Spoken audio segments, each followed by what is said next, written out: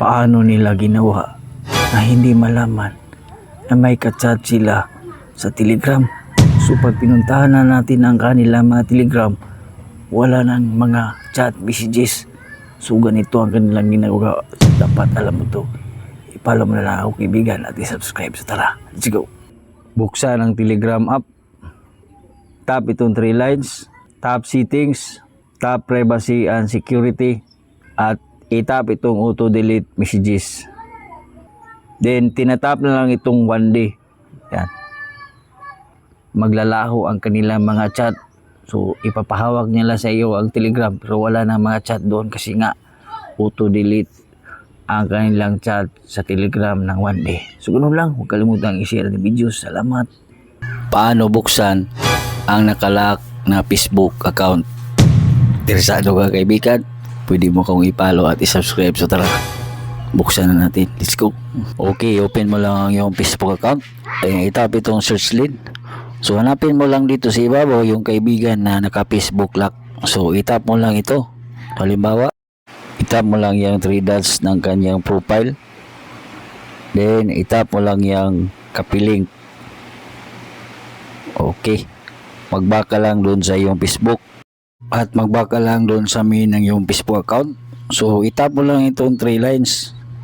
Scroll up. Tap mo itong help and support. Then tap mo itong report a problem. Then dito scroll up ka lang, tap continue to report a problem, tap include.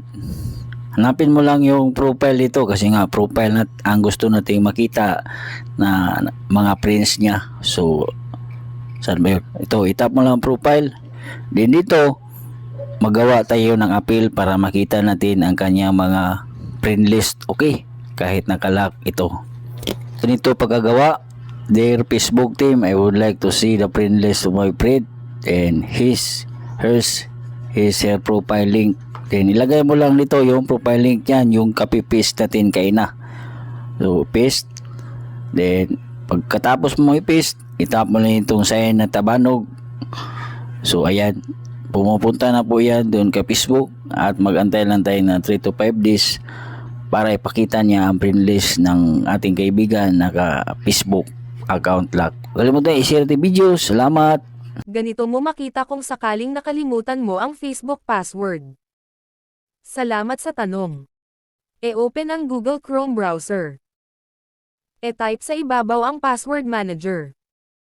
Tap password manager. Tap Facebook account. Dito makita ang Facebook password. Tap mo lang ang sign na mata. E-share mo din sa iba para makatulong at e-follow mo din ako. Salamat.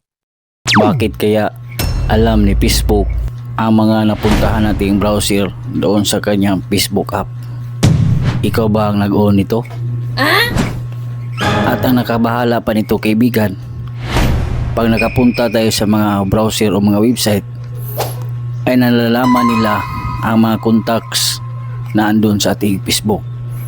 So ngayon kaibigan, tuturuan kita para may privacy tayo at hindi malaman ng Facebook na pumunta sa isang mga browser. At para hindi na rin malaman ang mga Facebook contact natin, ay ganito ang iyong gawin. Pero bago ang lahat, i-follow at i-subscribe na rin ako. Tara, let's go. Okay, i-open mo lang yung Facebook account. Itap itong 3 lines. Scroll up, tap settings and privacy.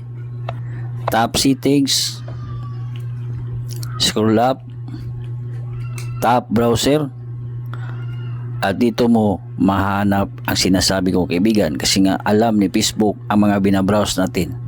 So pagka ganito, tap mo lang itong clear. Yan, so ligtas ka na. So itap mo din itong auto fill contact forms kasi nga nalalaman nila yung mga contact natin. Then tagilop mo lang yan. Then tagilop mo din itong autofill payment forms. Sa ganyang paraan kaibigan, pag nagbabrowse tayo, hindi matatrack ang ating mga pinagawa doon sa Facebook. Ganun lang. Kalimutan i-share the video. Salamat. Paano malulukit ang nawawalang phone? Salamat sa tanong kaibigan. Kung may kaibigan ka rin na may ganito na nawawala ang kanilang phone, ay i-share mo to sa iba para makatulong. So ganito ang gawin kaibigan para mahanap mo ang phone kung nawawala ito. I-follow mo lang ako kaibigan at i-subscribe. So tara, ilocate na natin ang ating phone. Let's go. Okay, manghiram ka lang ng phone kaibigan at i-open ang kanyang Chrome browser. At pagdating mo sa Chrome, itatype po dun sa ibabaw ang Find Hub. At pag natagpuan mo na ang Find Hub, itatap mo lang yun. Then itap mo lang yung Gmail profile pic niya sa ibabaw. Tap sign as guest at ilagay mo yung email na ginagamit mo sa phone na nawala at saka yung password. At kung nalagay mo na yun, ay makikita mo na ang lokasyon ng yung phone at pwede mo itong patunugin. Pwede mong i-delete lahat ang mga files nandun sa yung phone at pwede mong i-restart at pwede mo ring hanapin kung saan itong lugar kasi nga makikita mo doon. So ganun lang kaibigan, huwag kalimutang i-share ang ating videos para maraming makaalam kung paano hanapin ang kanilang phone na nawawala. Salamat! Paano malaman ang mga password sa cellphone? So yan po ang katanungan ng ating kaibigan. Shoutout sa iyo kaibigan, sana matulungan ka lang yung tutorial na to at i-share mo din sa iba para makita na nila ang mga password na ginawa natin na andun sa ating cellphone. So tara, i-follow mo na ako. Let's go. Okay, open mo lang ang iyong phone kaibigan at hanapin ang Chrome browser at i-open. At dito, i-search mo dito at i-type ang password manager. So, pag nakita mo itong Google Password Manager kaibigan, itap mo yan. Dito lalabas itong mga social media account na ginagawa natin na may password itap. Halimbawa itong Facebook, itap mo lang yan. At lalabas dito ang password. Pag tinatap natin itong sign na mata, ay makikita natin ang password na ginawa natin doon sa Facebook. So, pwede rin sa WhatsApp, sa Google, o anumang social media account na ginagawa natin. Dito mo mahanap ang mga password na ginagawa mo. Huwag kalimutan i-share the video. Salamat! Paano ba natin malalaman kung sa browser nagbubukas ang ating partner ng kanyang Facebook o kaya Messenger? Salamat sa tanong kaibigan. Interesado kang matuto kaibigan, pwede mo i-follow at i-subscribe sa tara. Ang una mo lang gagawin ay open ang kanyang Facebook kasi nga doon ito nakatala mismo sa kanyang Facebook. So itap itong 3 lines kung nahawakan mo. Scroll up, hanapin mo itong settings. Tap settings. Itap mo itong Meta Account Center. Itap mo itong password and security. Itap mo itong where your login. Itap mo itong Facebook account niya. At dito mo makikita ang kung sakaling nag-login siya sa browser kaibigan. Ito na sign kaibigan, ito yung cellphone. Pag square yung sign dito, square, ibig sabihin browser yan. So hindi ako nag-login sa browser kaibigan kasi nga cellphone palagi ang ginagamit natin. So ganun lang kaibigan, malaman kung nakalagin siya sa browser. Huwag kalimutan i-share ang videos. Salamat.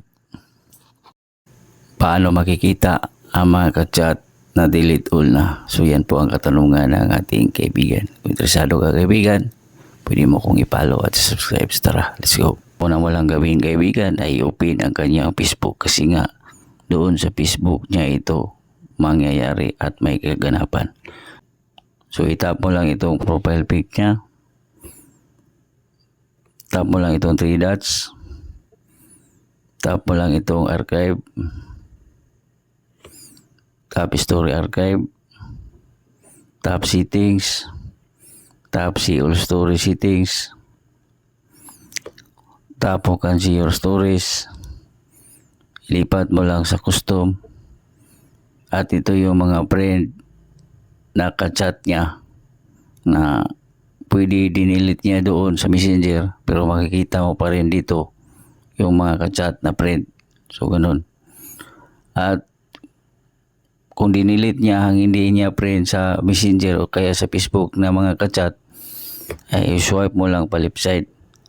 So dito mo makikita ang mga di friend na ka-chat niya sa Messenger na dinilit niya.